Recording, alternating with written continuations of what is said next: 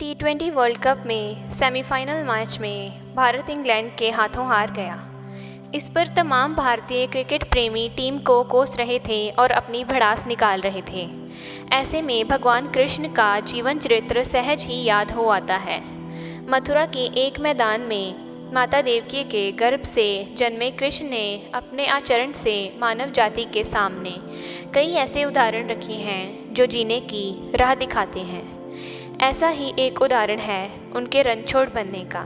जी हाँ, एक बार कृष्ण भी युद्ध को बीच में ही छोड़कर मैदान से भाग गए थे। फिर भी शत्रु का वध हुआ और हजारों निर्दोष नागरिकों की सुरक्षा हुई।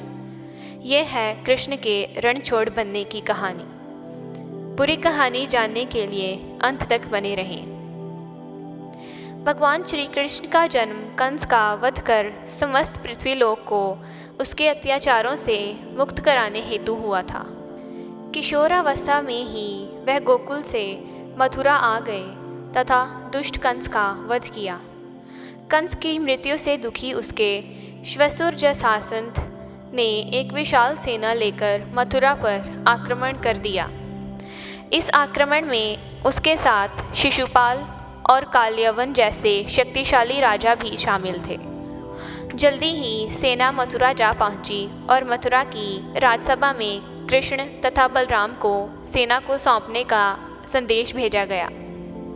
इस युद्ध को टालने तथा मथुरा के निर्दोष नागरिकों को बचाने के लिए कृष्ण ने रातों रात वहां से सैकड़ों किलोमीटर दूर समुद्र में एक नई नगरी द्वारिका का निर्माण करवाया।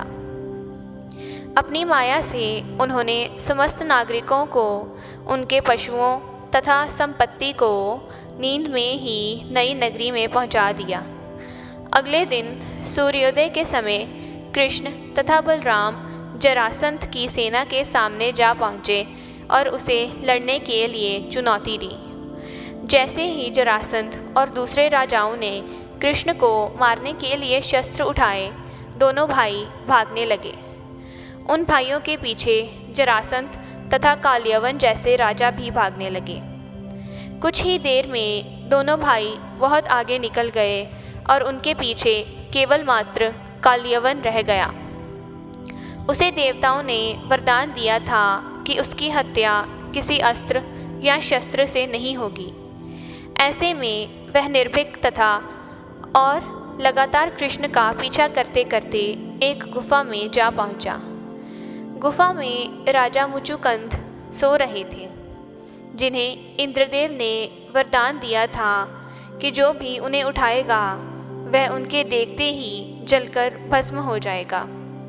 वहां पहुंचकर कृष्ण ने सोए हुए मुकुचुंद पर अपना पीतांबर डाल दिया और स्वयं छिप गए।